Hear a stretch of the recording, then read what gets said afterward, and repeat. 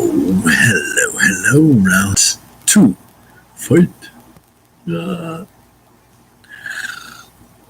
Hi, my name is Elliot, and I'm unapologetic about the accidental errors I make. For example, over the last few days, I've made two videos in their entirety that were just basically me talking to us on mute. Now, what an entirely remarkable experiment in experiencing nonlinear, telepathic, shared experience with like the lack of technology to make our expression a non-accident.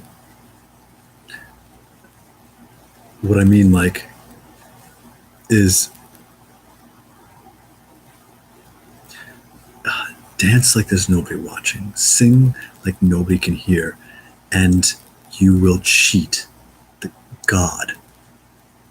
You will cheat nature. You will cheat this planet. You will cheat all of us of the luxury that is the reverberation of your expression in the ether, coming from that heartfelt place that is not expressing to see self-expressed, but to express what has been seen through the heart of our own awareness.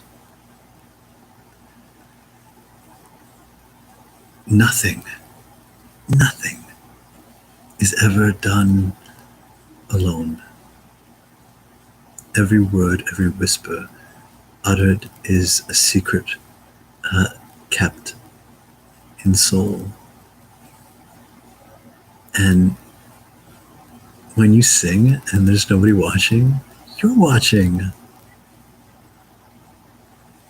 And when you sing and nobody's watching, and you really believe all the things you really believe, so you can really let go, and you just fucking belt, you just fucking give her. And it's amazing. And you're like, God, I sound fucking awesome. You're right. And if we can just keep going without the interrupt of like, oh, but nobody heard it. Oh, I wish somebody could see me, because then I would have meaning. Is part of the 3D trap of linear expression, because the third dimensional plane of reality in existence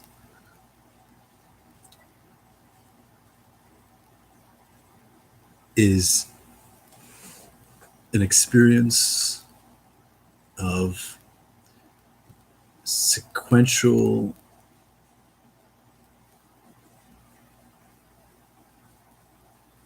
static states expressing themselves like all states express themselves, which is a frequency. Frequency is let's not get too technical tonight, Elliot. Frequency. How frequently does something happen? It can be understood that reality, at least in so much as the third dimension goes, which is our point of reference, is the time of matter sequenced and set at a velocity through which like still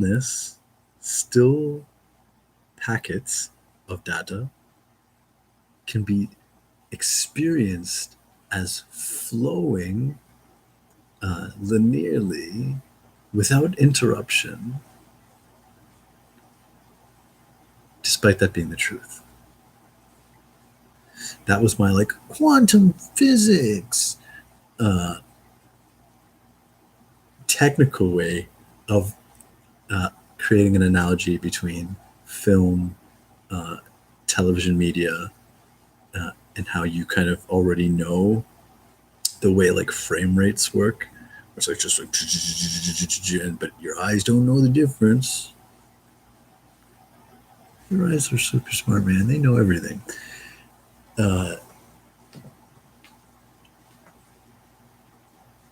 That is as far as like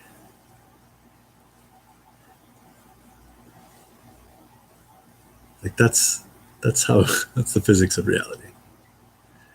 Now, this can get confusing.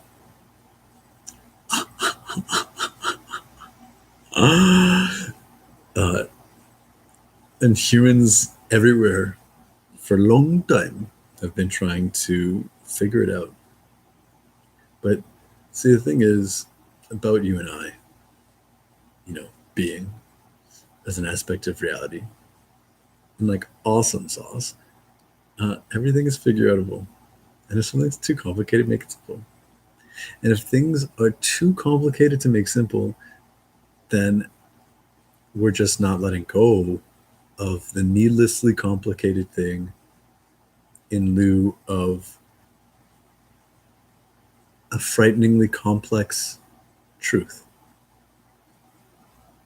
It's useful to have words mean certain things, and it's not useful to use the same word to mean different things. And so I'm not the kind of guy that's going to say complicated and then next say complex and then mean the same thing. In fact, I'm going to use them distinctly because they're totally different. Complicated is like sometimes when I talk to you and I'm trying to convey something complex, but I don't really know how to understand diddly say it is yet, it'll be complicated because it could be smoother, it could be simpler, and it isn't. It's complicated. So complicated things, there's room to smooth, whereas complex things, there's no room to smooth. It should be unfolded, but in its unfolded nature, it expresses a dimension of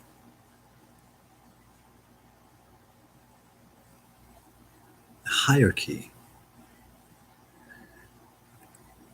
that like deludes its complexity by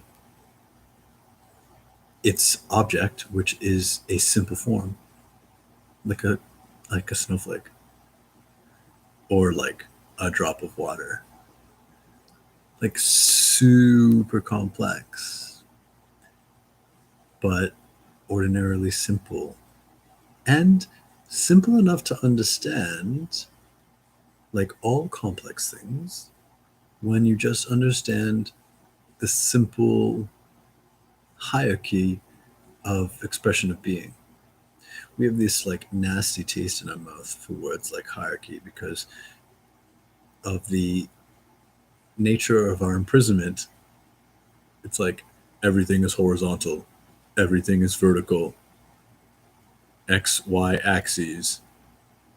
We live in a third dimension, height, width, and depth. Just don't ask me what depth is because I can only think in height and width.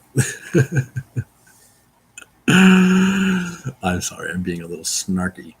Uh, but we all deserve to be a little snarky, I think. And like a rebound response for being really fucking clever and smart and having really good questions and being told, not that we're wrong, but that we're disabled. Right? Because that's the worst part of character judgments. What I like to call academia and authoritarian social culture structures, where right and wrong is based less on the complexity and of the nature of the matter and more on the elevated status of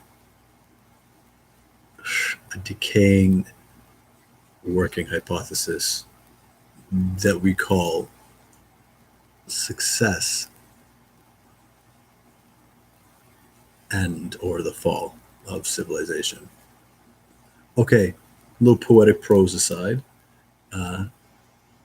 let's rewind, pull back, and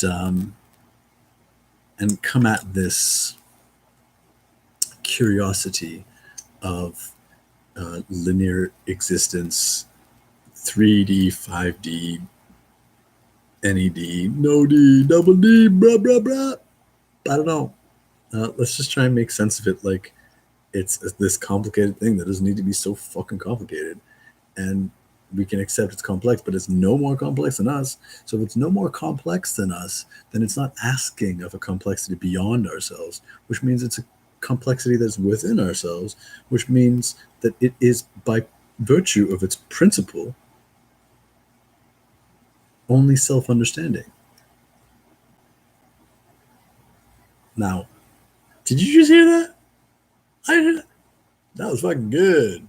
Did you write that down? Good. Neither did I. Because that is the beauty of complexity.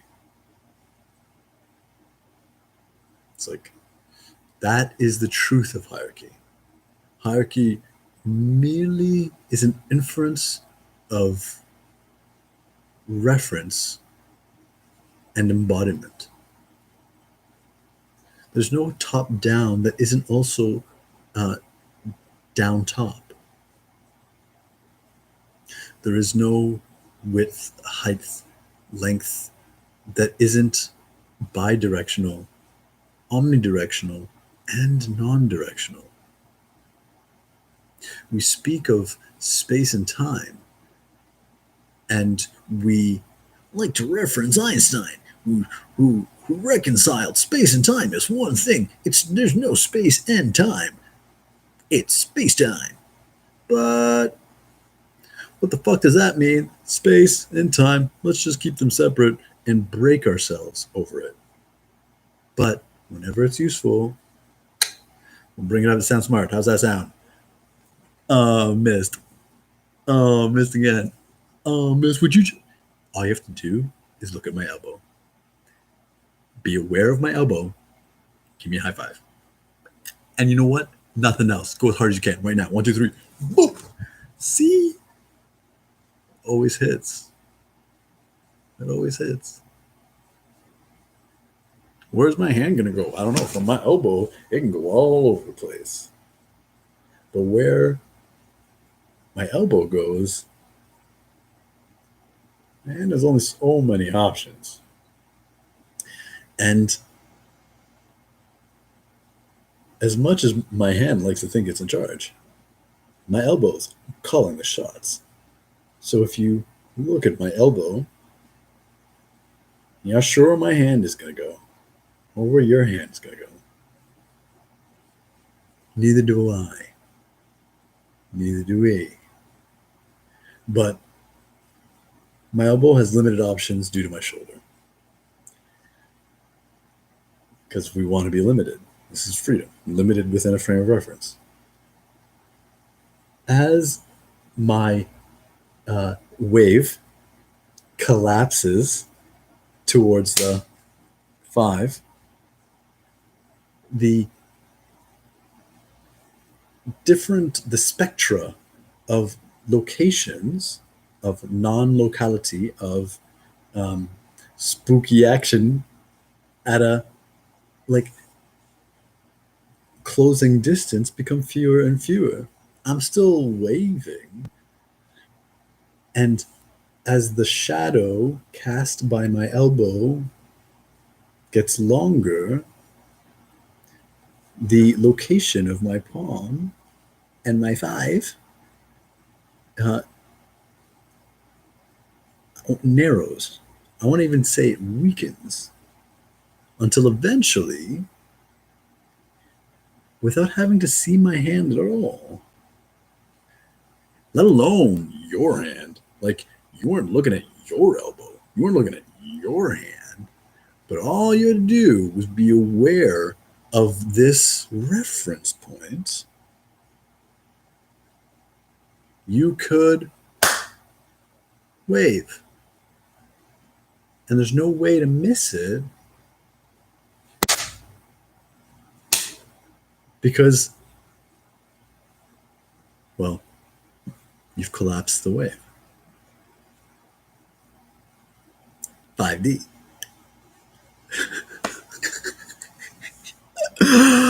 Okay, so that was mostly me making myself laugh as as we were high fiving and creating this like useful like I guess experiment, because it is kind of literally what we're doing. Um, without breaking it down, because you're a fucking genius and you got that more than I did. Uh, let's continue. Let's continue.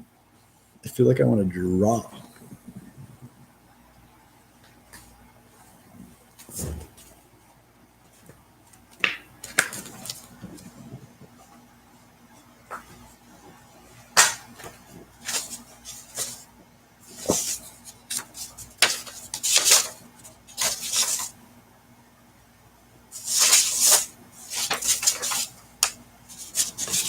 My drawings.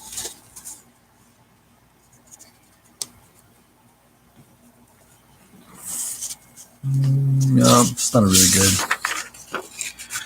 backlight. So this one, my little nephew. Nope, I drew that too.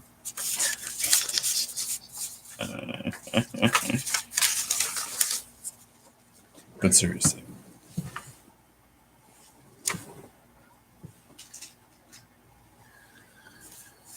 The double slit experiment is this fucking quantum.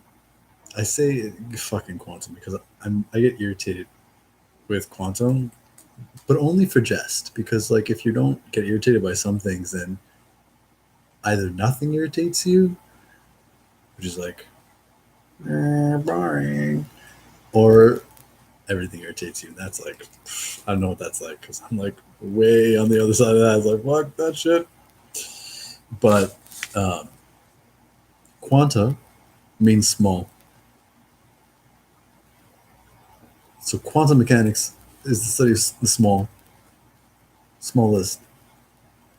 Except in studying quantum mechanics, they've uncovered smaller and reference it as outside of quantum mechanics because now we're getting into like quarks and it's like it's beyond quantum, but it's quantum is the smallest, or it's quanta. And then when things get big, they're like, quantum is the study of the smallest things, and how do we reconcile it with Newtonian physics and study the movement of the heavenly bodies, blah blah blah. Like it's a separate physics, but it's only separate because of the refusal to accept an understanding of a greater hypothesis of truth that lies in conflict with something we're afraid of, which just might be a confession of what we really are, what we've believed to be right, and more often than not, when we're afraid, it's just because we're afraid to admit that we're wrong.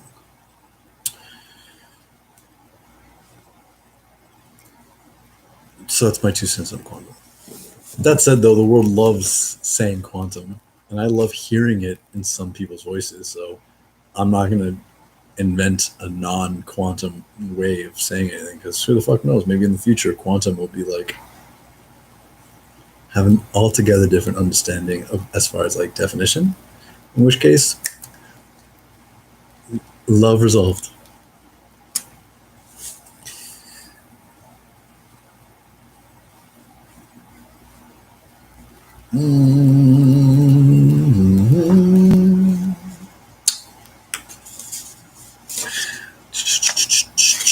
Is that useful? I don't know. Maybe I'll just draw for my own sake, and then while I explain it to you. The quantum slit experiment.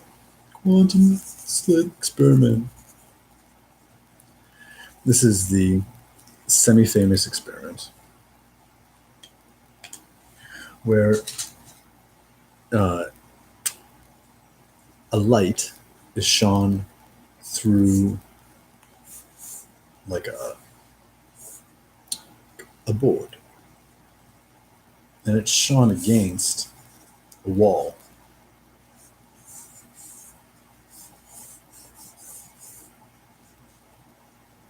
You know? And we'll draw the double slit. All right.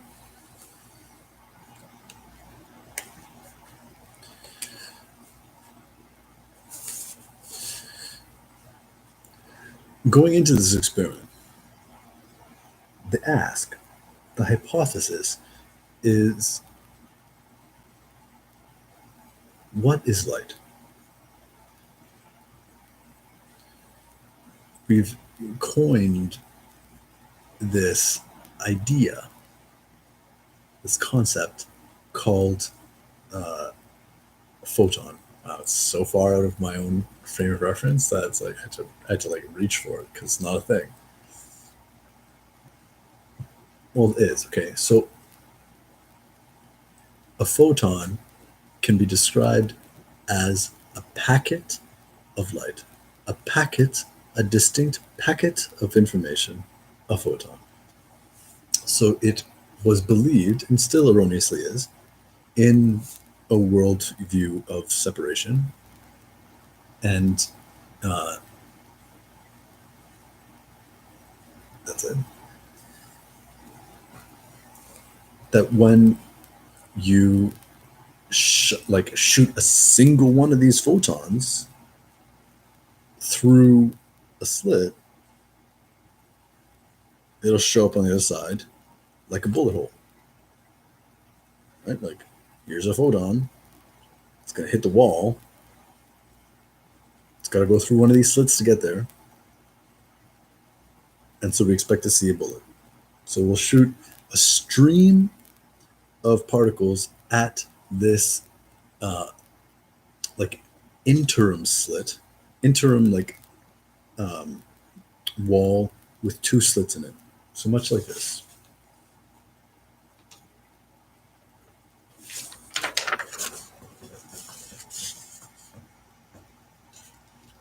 Right? So like light source in between and a wall. Okay?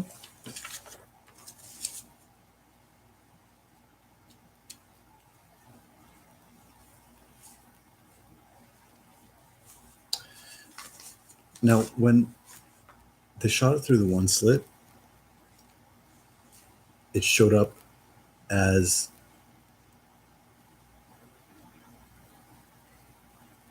you know what? Reverse. I don't want to explain it like that. Why I don't want to explain it like that is that I'm in the habit of explaining why things are the wrong way before I go into the things that are the right way. But all I'm doing is adding force, energy, and cohesion to some fabric of reality that does not want to be, because it flies in the face of not being. It's like, no matter how much you say it is that way, if it isn't that way in the heart of hearts, then it'll never be that way. And all you'll do is punch yourself in the face over it. So, a long story short is, instead of seeing bullet holes, which they do see, they'll also see this other pattern. So bullet holes would be, I'll put it down here.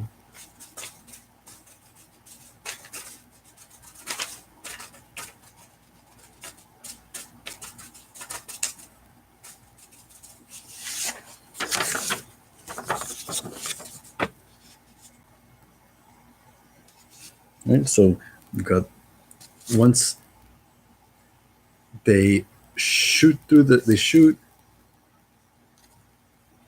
bullet holes. It's one of the opportunities.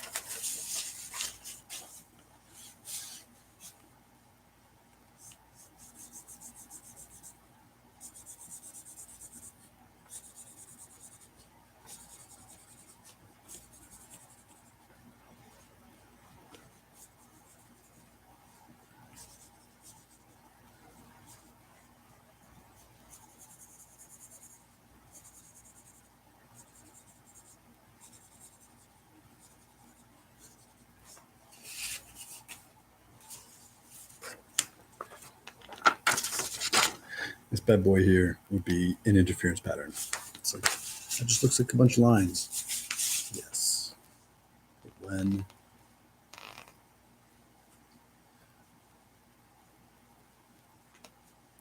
a waves,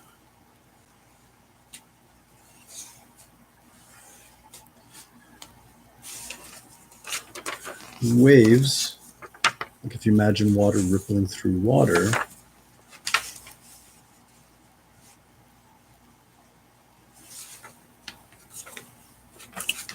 where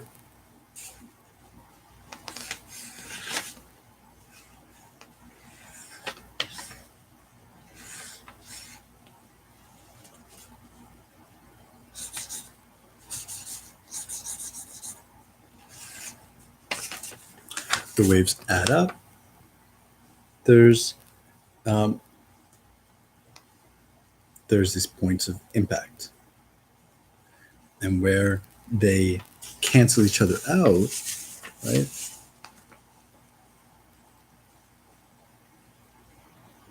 Well, it's already there. Where they cancel each other out, there's no impact. Okay, this is the difference between constructive interference and like destructive interference. It's all meant to be complicated without really needing to be. Have I made it complicated enough? Yeah. So can we just get rid of this? Yeah, we totally can. I got my drawing fixed because it's not a mystery.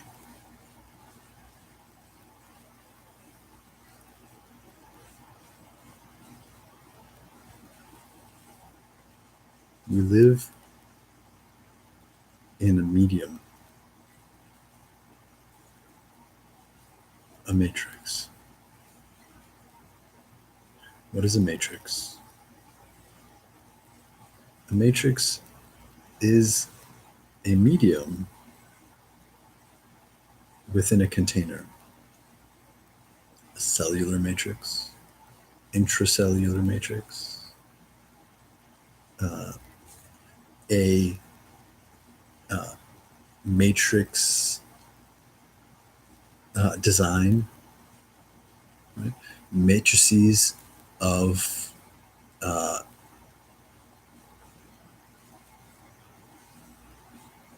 development, right? It's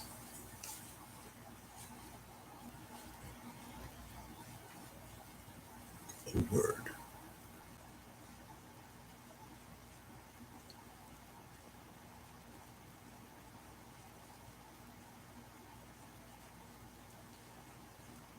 The four states of matter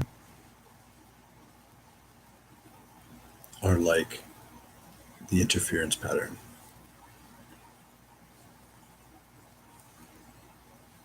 Solid, liquid, gas, plasma,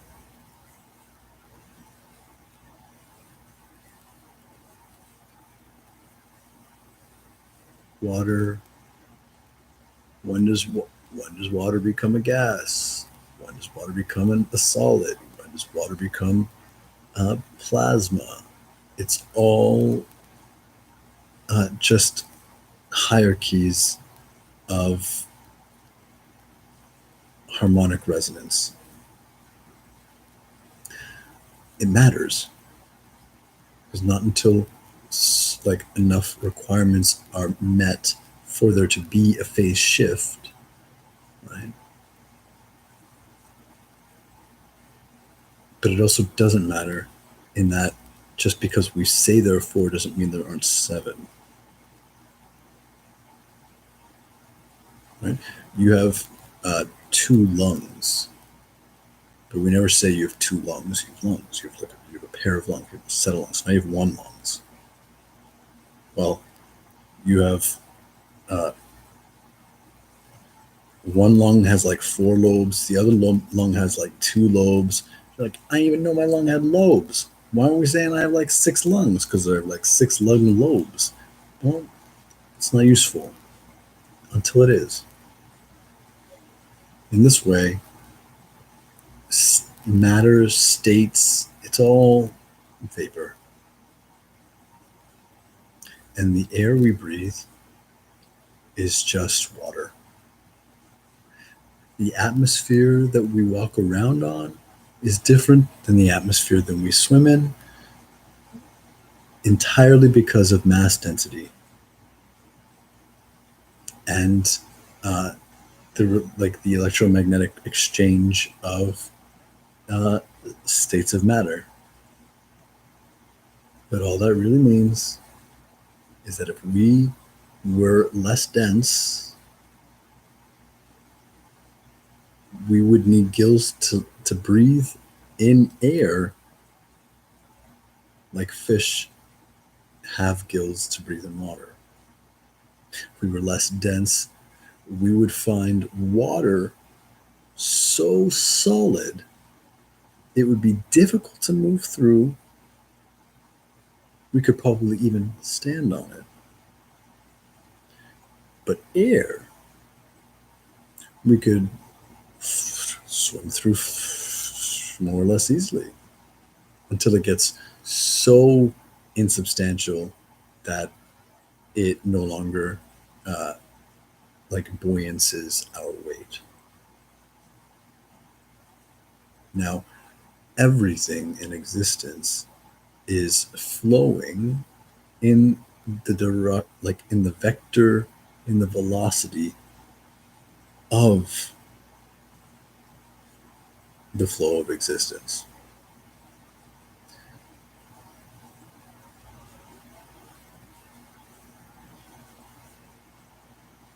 How complex do I want to make this right now? I don't. But I really just would love to talk to you about it, which is why I'm here. So that we can do it like this, but also more densely, like hand in hand.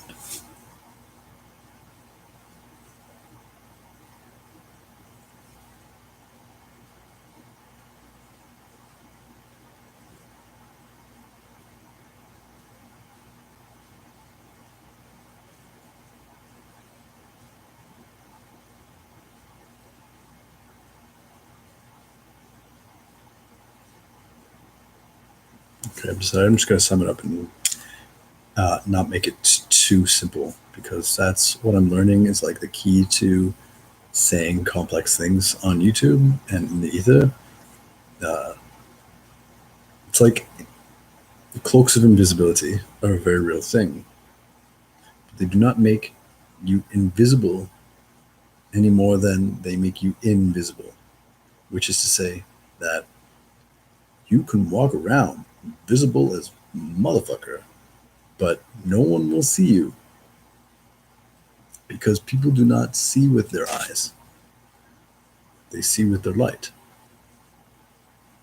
They see with their awareness, with the organ of attention, and it's not their eyes any more than they exist linearly, non-locally in their environment separate from it. So when you are invisible to your surroundings, you will find that everyone else is too busy to look at you. You will find that everyone else can't look away at your direction. It'll be a phone, it'll be a thought, it'll be a thing they have to do, it'll be some kind of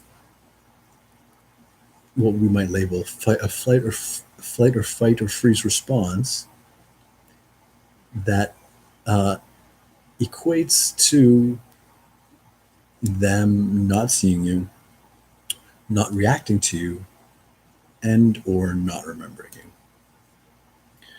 When I try and say really neat and cool things that essentially remake the fabric of our current present understanding of like life on Earth and what it is to be human and non-human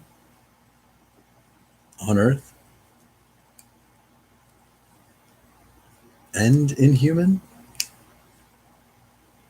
I start to sound complicated. Like it's almost as if it doesn't it deeply matters that you're listening and not others. But I cannot control anything.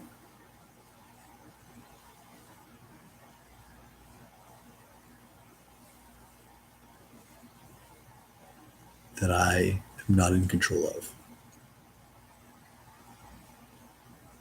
And when I make a video on YouTube, there is a caveat of acquiescence that essentially allows this within my own nonetheless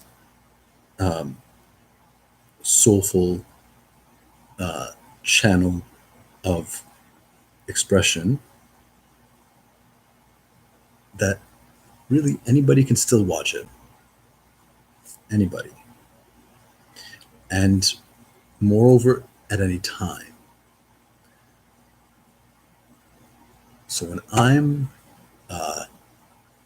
80-something-year-old man that does not look like this any more than I will not look like this tomorrow, someone, unbeknownst to me,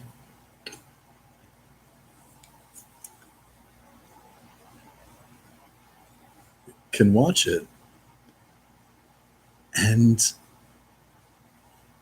there's a relationship there.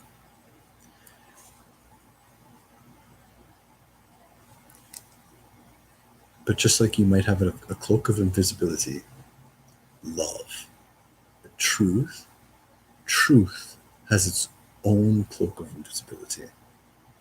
And the more fragile or pivotal the lever of truth, the more closely it's guarded by all that loves and is loved by it. So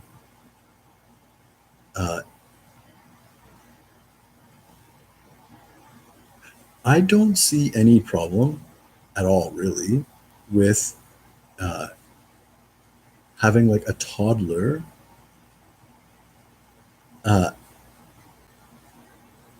like be exposed to something sharp. Because they're a toddler, so they're never in an environment that isn't like just fucking created with the most love.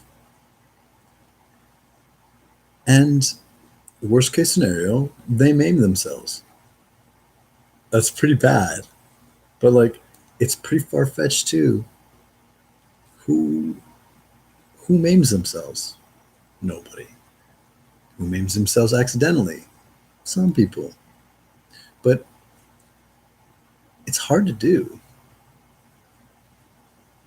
Especially as a kid. Most stories of childhood maimings, I'm gonna risk saying, are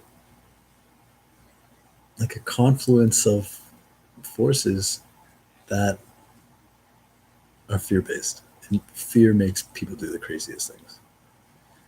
fear is contagious, and it can make non-fearful things get maimed. All that to say, I don't know if I'm going to be able to put this simply, because I'm not afraid.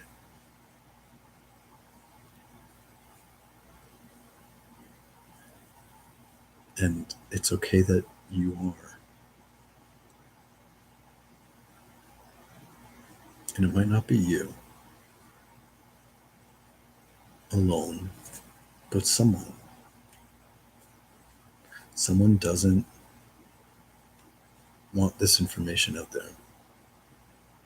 It's not a conspiracy to control, it's a conspiracy to stay safe.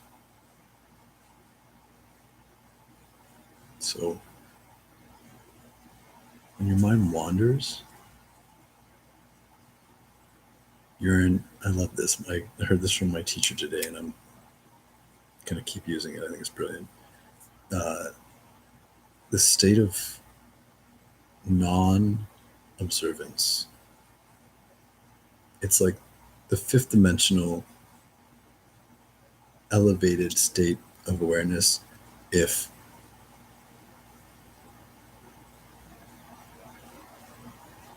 third dimensional is awareness, fourth dimensional is the observer state. I am observing the container of my consciousness.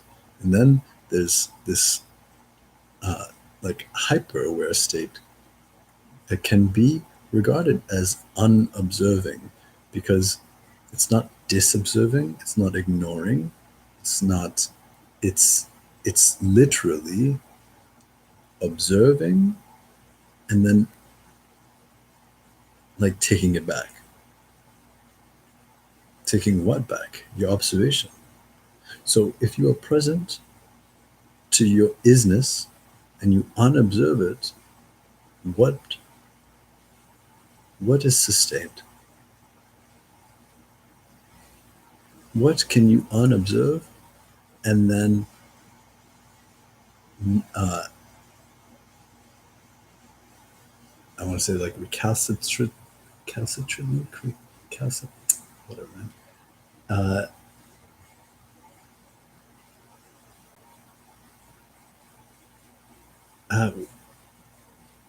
When you unobserve your environment, it is without thought and without emotion, because it is without object. It is without destination. In that state of hyper awareness and in your unobservance, you are one with the waveform of your existence.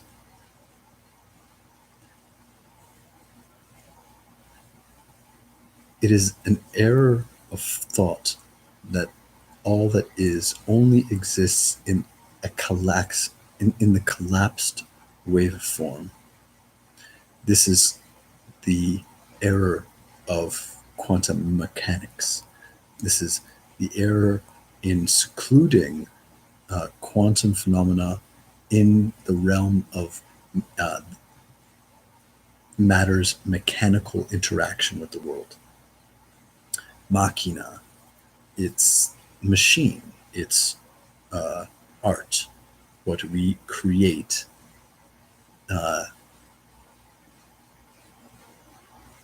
To sequence. There are no machines outside of linearity. Right? What does a machine do? It is a cog, essentially. It's gears.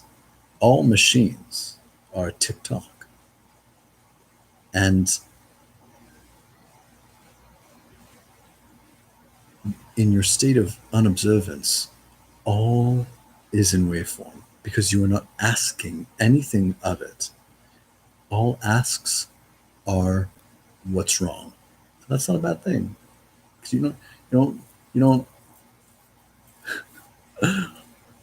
like, you're not enjoy giggling with your best friends in love and life. being like questioning why it's good. You know it's why it's good. In fact, you could question why it's good, but you're not questioning why it's good. You're questioning what else could be good, which isn't the same question, right? All questions are an attempt to find what is not. All questions are foyers into the unobserved. But by virtue of their inquisitive nature, answers collapse waveforms. And because we do not live in a non dis or rather we do not live in a distinct non-associated frequential spectra of beingness, right? Ness. You and I collapse everything. Anytime we collapse one thing. And when we question anything, we are collapsing the waveform of our entire existence, which spans all space and time,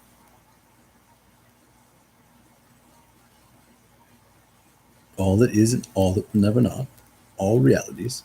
Anytime you ask something, in that moment, you're creating a packet, a singularity of being that is then going to ask the waveform at large, which now becomes its like opposing packet of information, what the answer is, because the answer lies somewhere. Where does the answer lie? Opposed to the question.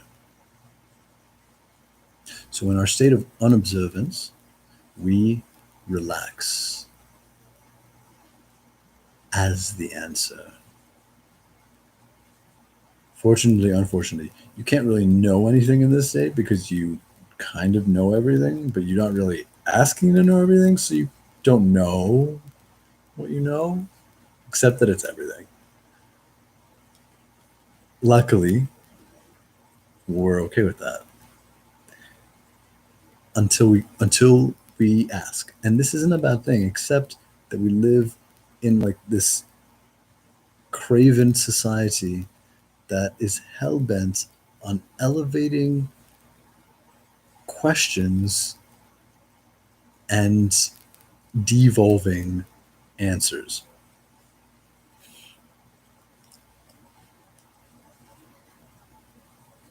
What is your purpose? I'm pretty sure what I am answers that question if I just don't stop to ask myself. Once upon a time, I will look back and recognize that was what my life's purpose was. And how I knew to do it was by questioning, like in minutia, only when apparent, that my life was moving in a direction that did not feel right to me. Otherwise, I'm just moving in the direction that feels right to me. And the game that we've set up to play, we live in a world that does the exact opposite of moving you in the direction that feels right. From we are born into this doesn't feel right, while being told this is the right way. What an interesting fucking game, huh?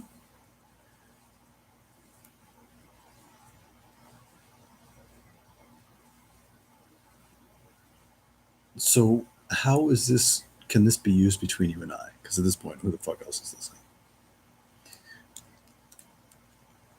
I don't know. Yeah. Except that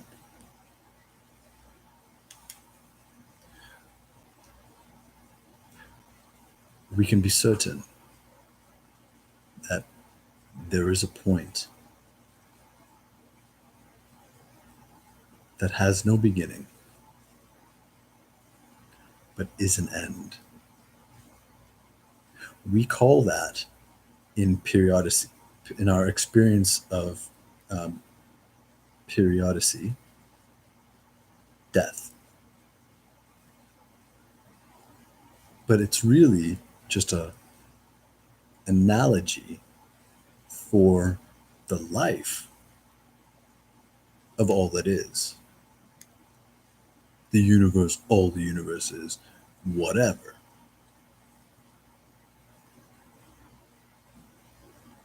Everything must die because that is a life.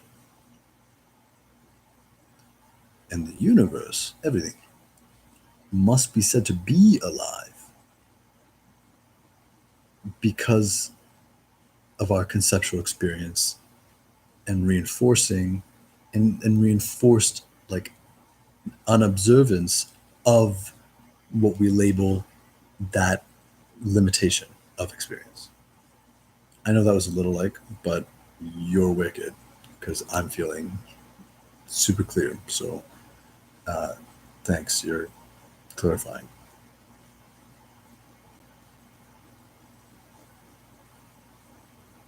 I reckon that whenever we ask a question, we collapse our entirety, but only for for a moment. If we stay there, being going like uh, uh, then the frame rate of our now moment experience slows down, which is meditation, except for when we're not meditating and the rest of the world we are still observing to be moving at the 60 frames per second, in so designed, right? So we go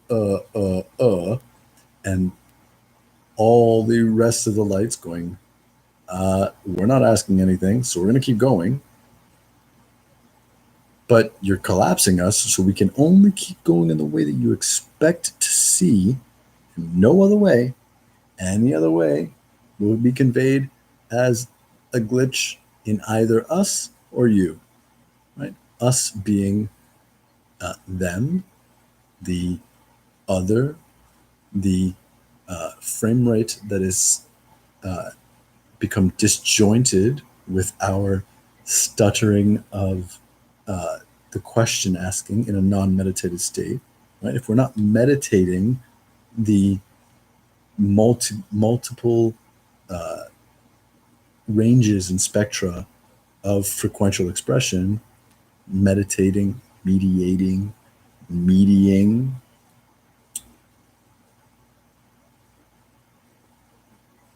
then it's doing it to us. It's just the way the cookie comes. So,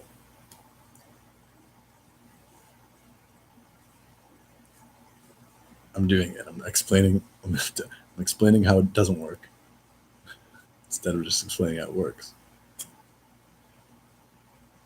But where this is, thank you for being patient with my learning. I don't really know. I didn't really do the same thing because I didn't know how to say it. So it's important to note when things look the same, they're only similar because nothing is ever the same.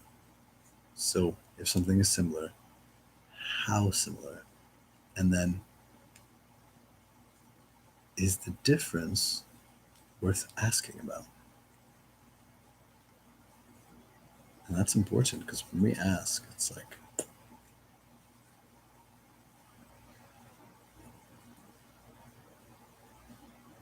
we stop everything.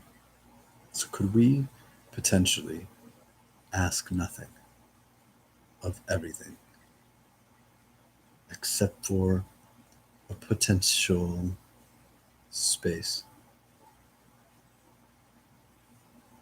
which is just a time.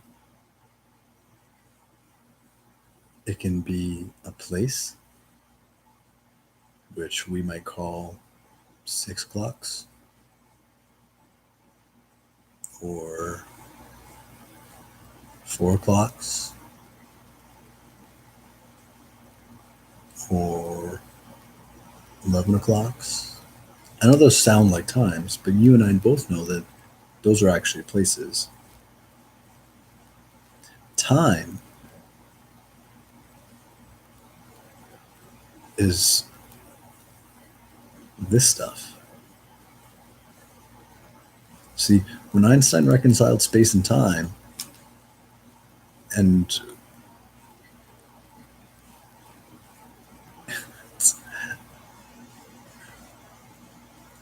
the hard part to wrap around was that space and time, well, that's matter. So time is matter. Time matters. What the fuck? E equals mc squared. Energy equals matter times the universal constant multiplied by itself. So twice. Take energy, take density, mass, and make that mass, and then times it by what we'll call the speed of light, but really that can be any frequential experience, because the speed of light is constant until you slow it down or you speed it up.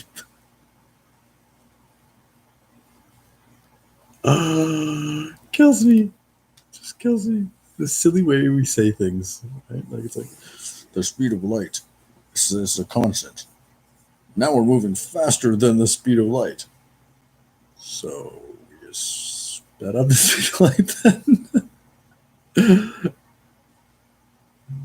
Yes.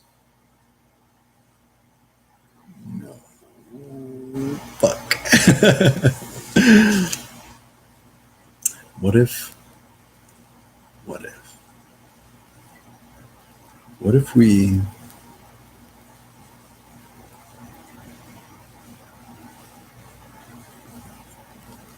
answer what if with what is for everything, including nothing, in our meditation? And so time and space are allowed to flow like, where does a current happen?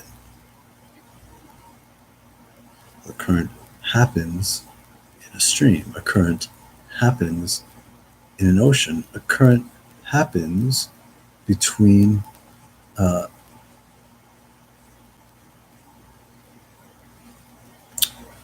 like both bipolar points of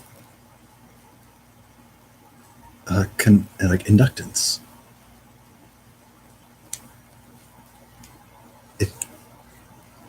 Current happens where there is currency, right? Like,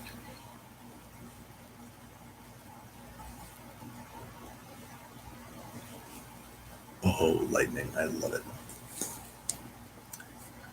Well, that's a good example. It's like, there's lightning. It's like, but lightning can't occur where there isn't already lightning. It's just concentrated between opposing polarities of inductance. So let's just let all the currents flow all the different dimensions of time, which are essentially different experiences of locality. If the speed of time is constant, for every frame of being, then what changes from like my 12th dimensional self and between my 12th dimensional sense of existence and my third dimensional sense of existence is the distance that needs to elapse for those frequential ranges to be seen as existing in the same locale. But my 12th dimensional self is very high frequency.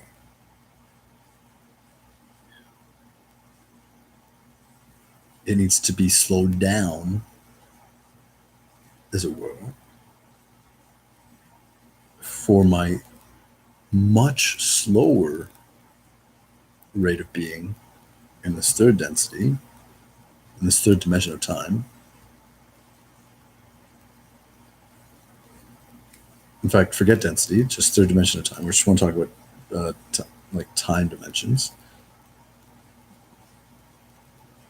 It needs, like, if this is 60 frames, it's 1200 frames. Well, how?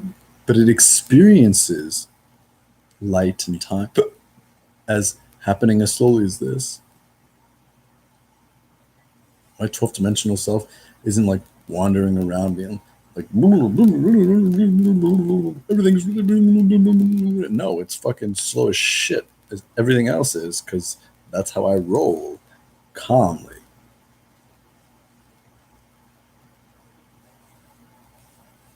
But when I try and reference my third dimensional time, my 3D time self, gosh, that's a lot. It seems like my 3D is going really slowly.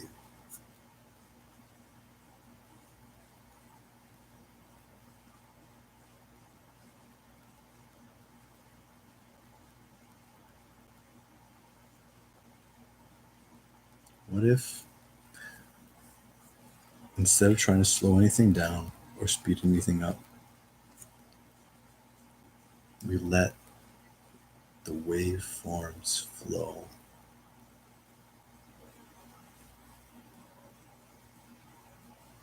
And let all our disparate seeming aspects of self coalesce in their naturally inclined divot of universal being, which is the space and time that only I can occupy, because only I can do what I do in the universe that made me do it, because it made me to do it. And I only do what I want to do. So, co-team?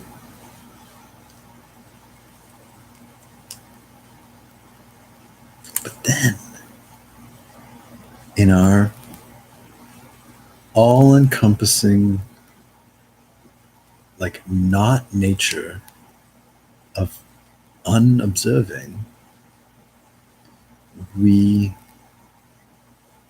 aspect, angle even, an imaginary universe that must exist inside time, inside space, because that's where everything is existing. And since we want to exist together, it's where we will exist together.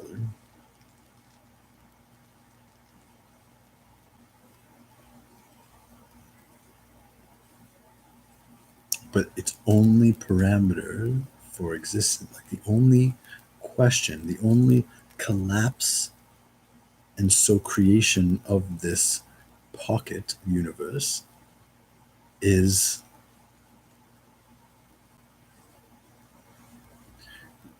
your signature of being and my signature of being.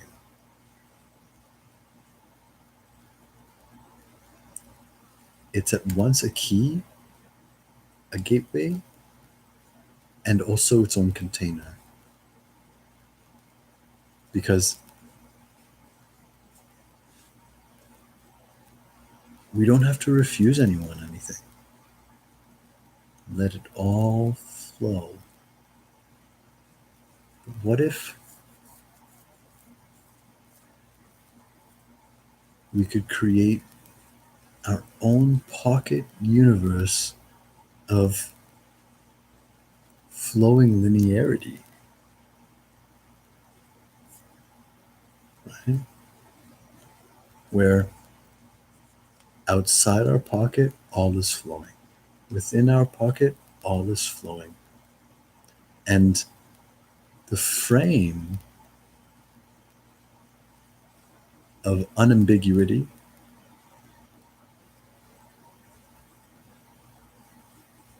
is the sharedness of the expression that is each other in this multidimensional truth, however it may be, in this like mini game that we've created within the game.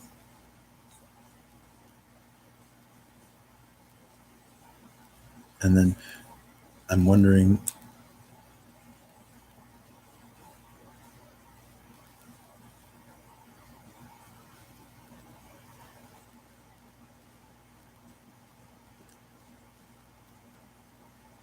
what asks for collapse? We just agree to the delayed aspect of self that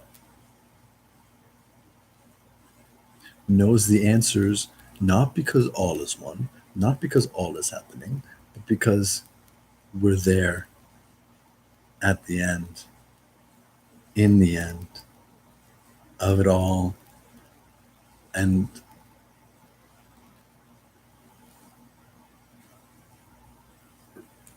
we die with nothing left unanswered.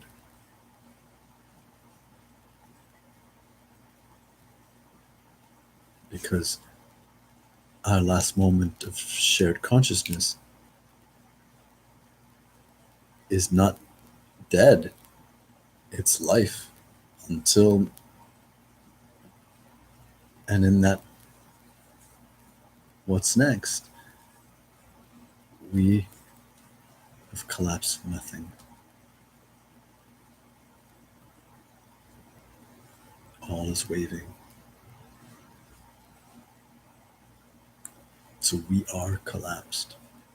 And because we are collapsed, you and I can exist in this private universe. It can be like a spaceship. Because it can go everywhere there is a waveform that aligns with your signature and mine. And we are at once protected, but also like maintained by our highest self, furthest self. That's also the closest to the truth. I don't know, man.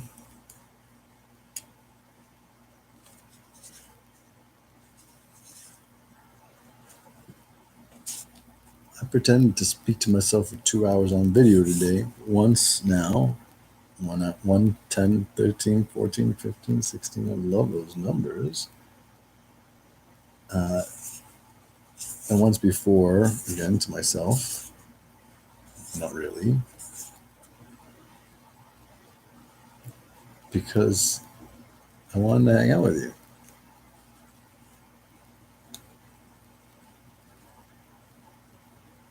Because that's the future present need of technology. That we don't need viewers to be viewed, or excuses to be pardoned.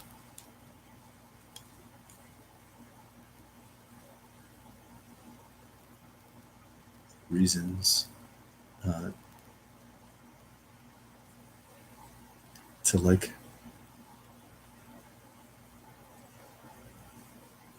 be with one another, however we choose to be.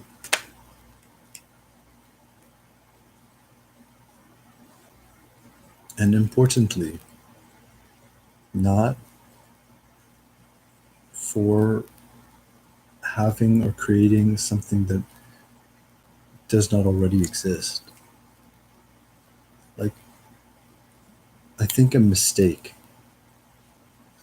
I'm enjoying the lightning shower. It's fucking awesome. Thank you. I think it is a mistake to that I'm guilty of. Like coming on here or there or anywhere because it creates something that I don't already have. It gets confusing because there is an aspect of my clear and present being that is untowards where I know I'm going.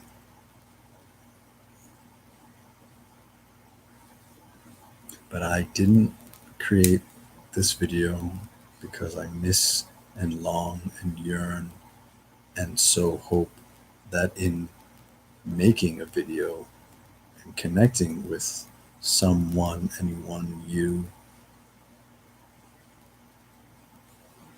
to like fill that void. Instead, recognize the truth, which is that the process might be different, but the desire, the fulfillment, the satisfaction, and the ever presence that is relationship in eternity and multidimensional kickassery. Uh, like, this is what I do when you're in the next room and you're doing something and it's not what I'm doing, and I come and I bug you and I take you from what you're doing, and then we talk for an hour and we both are rewarded for never leaving where we created to be in the first place, which is linked across space and time, sometimes in the next room and sometimes in a room a little further. Thank goodness for pocket universes, right?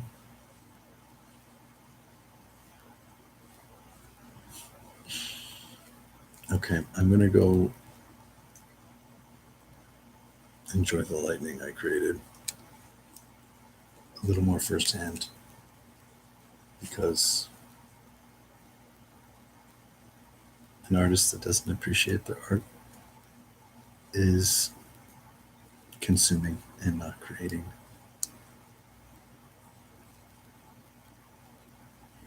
Consume. But if you consume and you don't create, then you're cannibalizing. That's not nice. Be nice. Or not, and then die. Just don't be afraid of that either, because, like, what the fuck? Have fun. All right, I'm out. Thanks for joining me. Thanks for staying till the end.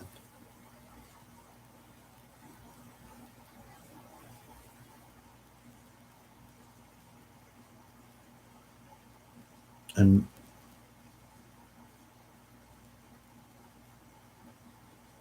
swooning in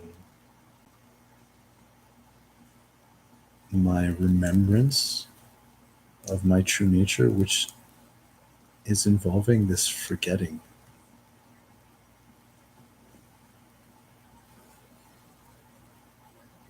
I know what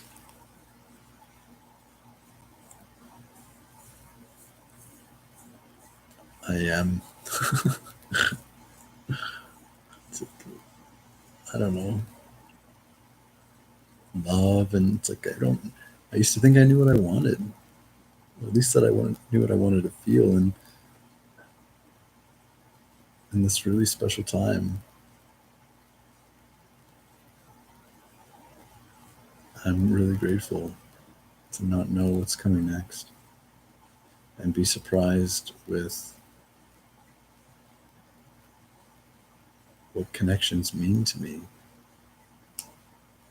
And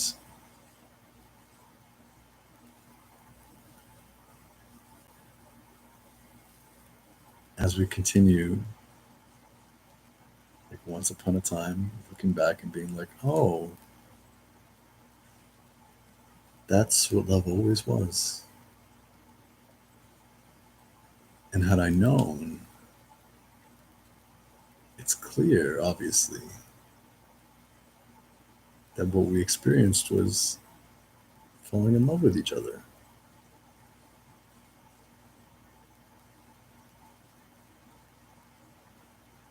And no, it didn't feel anything like we thought it would. Until it did, just from a different direction.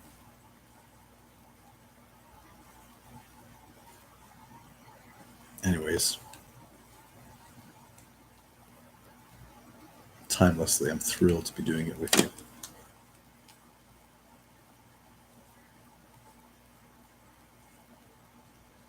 And in my humility, I bow to your awesomeness. Because it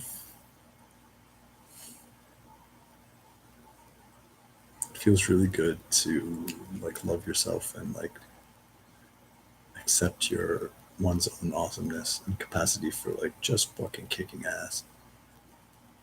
For me, it's almost as wonderful to be humbled by a loving force that just fucking knows some things you don't, homie. Same things, but we can know them differently. And then that's humility. And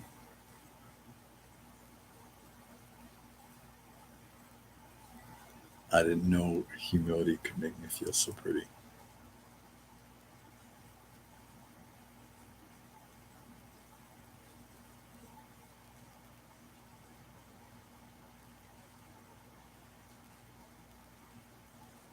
So thank you.